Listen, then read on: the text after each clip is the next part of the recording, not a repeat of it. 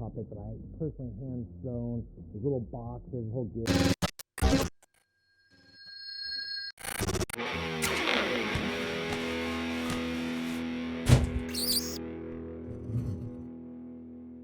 Shadow is probably actually one of the hardest brands to design for that I've ever done, because Shadow is Shadow. It's consistent. When you see something, you know it's Shadow. And to me, that's extremely important, not only from design, but also from personality. It's a very conscious thing from day one. It consistently progresses, but it's always Shadow. When I first started seeing Shadow stuff, I didn't really know what to think. And then I saw the crows graphic with these crows coming down and the woman screaming, and I immediately recognized it, and I knew that this is the coolest stuff ever. Like, this is the thing I'm into.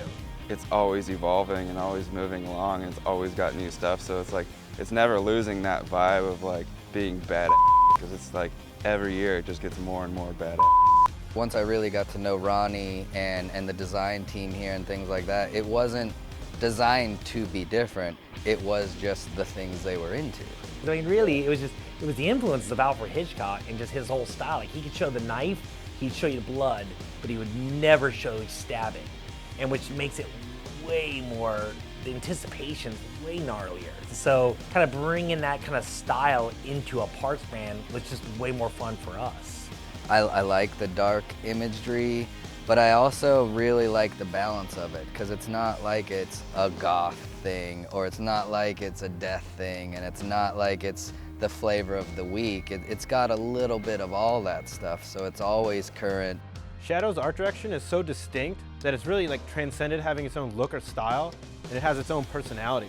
When you see a product, you know it's Shadow. Shadow products, aesthetically, there is a look to them, and we're very conscious of making sure when you see a part, the look of it looks like Shadow. There's a nice bouncing chamfers and radiuses, and there's certain design elements that are in every product we do.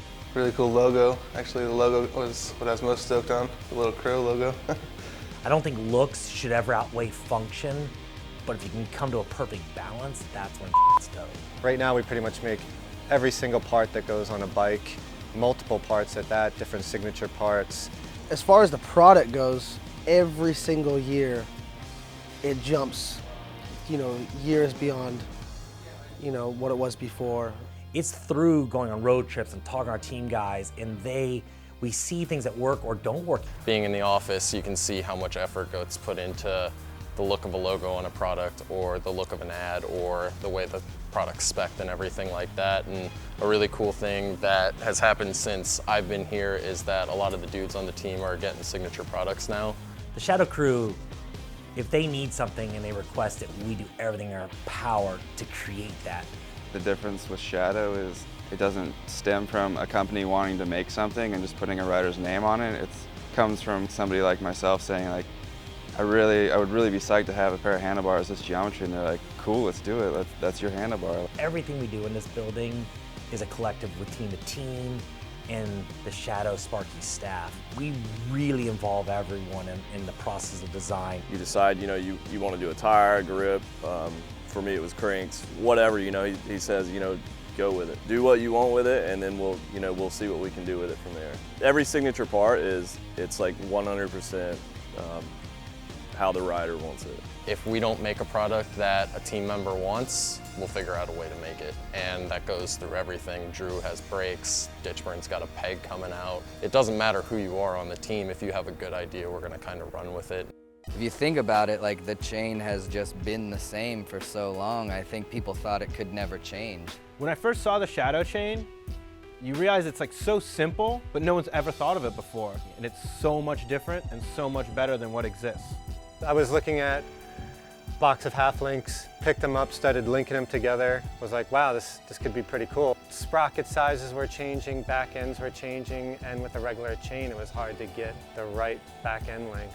When you have a half link, each link protects the next link. So essentially you would have to rip off 2 links to get 1 plate loose. So the end result is you have a stronger chain that's easier to fine tune. Like, we went to every single major chain company and each of them said, there's no need for this, and just scooted us out the door. We finally went behind a chain factory that works exclusively with us, and they believed in our idea. And then when we got the samples and stuff, it just looked so crazy. It was like unlike any other chain out there. Right now we're working on the Half-Link Supreme chain. It has a forged plate. I think it's like a 7 or 8 step forging process. We constantly are reinventing what we make, and they might be subtle. You know, sometimes you don't even notice that a change has happened, and to me that's more important than when you do notice it.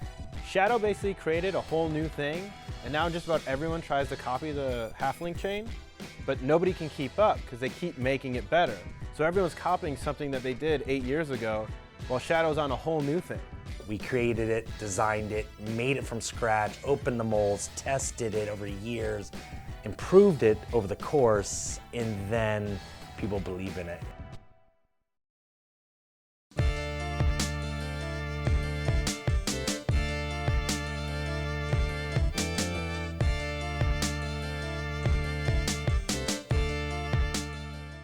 And we've all ridden bikes since we were 11. We've seen a lot of kooky shit, man. So it's, you know what to stay away from, and you know what to build on.